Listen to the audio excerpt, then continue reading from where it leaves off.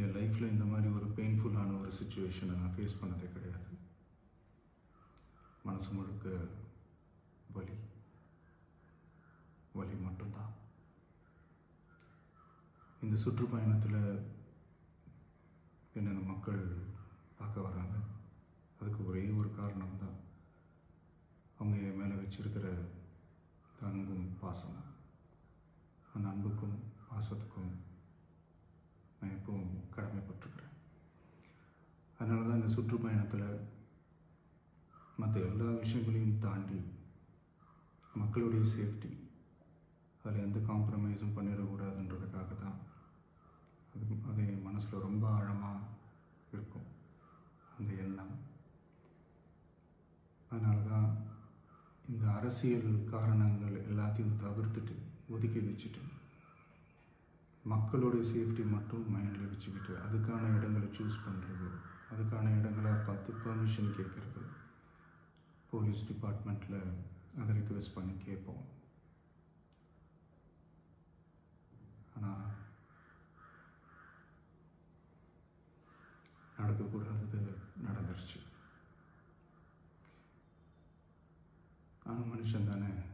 அந்த நேரத்தில் அத்தனை பேர் பாதிக்கப்பட்டு இருக்கும்போது எப்படி அந்த ஊரை விட்டுட்டு என்னால் கிளம்பி வர முடியும்? நான் திரும்ப அங்கே போகணும்னு இருந்துச்சுன்னா அதை ஒரு காரணம் காட்டி அங்கே வேறு சில பதட்டமான சுச்சுவேஷன்ஸ், வேறு சில அசம்பாவிதங்கள் அந்த மாதிரி எதுவும் நடந்துடக்கூடாதுன்றதுக்காக தான் நான் அவாய்ட் பண்ணேன். இந்த நேரத்தில் சொந்தங்களை இழந்து தவிக்கிற அத்தனை குடும்பங்களுக்கும் என்னுடைய ஆழ்ந்த இரங்கலை தெரிவிச்சுக்கிறேன். எனக்கு தெரியும், என்ன சொன்னாலும் இது ஈடேயாகாதுன்னு எனக்கு தெரியும். ஹாஸ்பிட்டலில் ட்ரீட் பண்ணிகிட்ருக்கிற எல்லாருமே சீக்கிரமாக க்யூர் ஆகி வரணுன்றதை இந்த நேரத்தில் நான் வேண்டிக்கிறேன். கூடிய சீக்கிரமே உங்கள் எல்லாரையும் நான் சந்திக்கிறேன். இந்த நேரத்தில் எங்களுடைய வலிகளை, எங்களுடைய நிலைமையை புரிஞ்சுக்கிட்டு எங்களுக்காக பேசின அரசியல் கட்சிகளை சார்ந்த நண்பர்கள், தலைவர்கள் அனைவருக்கும் என்னுடைய நன்றியை தெரிவிச்சுக்கிறேன். கிட்டத்தட்ட ஒரு 5 மாவட்டத்துக்கு பிரச்சாரத்துக்கு போனோம். இந்த மாதிரி எதுவுமே நடக்கல. ஆனால் கரூரில் மட்டும் ஏன் எப்படி நடக்குது, எப்படி நடக்குது? மக்களுக்கு எல்லா உண்மையும் தெரியும். மக்கள் எல்லாத்தையும் பார்த்துக்கிட்டு இருக்கிறாங்க.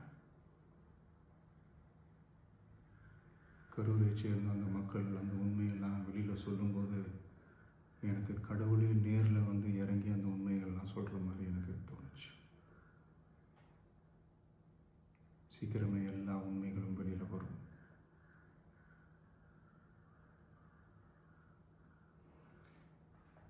எங்களுக்கு தரப்பட்ட இடத்துல நாங்கள் போய் அந்த அந்த ஸ்பாட்டில் நின்று நாங்கள் பேசிட்டு வந்தோம். அதை தாண்டி எந்த தவறும் எங்கள் சைடில் நாங்கள் எதுவுமே செய்யலை. பட் இருந்தாலும் எங்கள் கட்சியை சேர்ந்த நிர்வாகிகள், தோழர்கள் மேலே எஃப்ஐஆர், அது மட்டும் இல்லை சோஷியல் மீடியாவை சேர்ந்த நண்பர்கள், தோழர்கள் அவங்க மேலே எஃப்ஐஆர்லாம் போட்டு இப்போ பிடிச்சிக்கிட்டு இருக்கிறாங்க.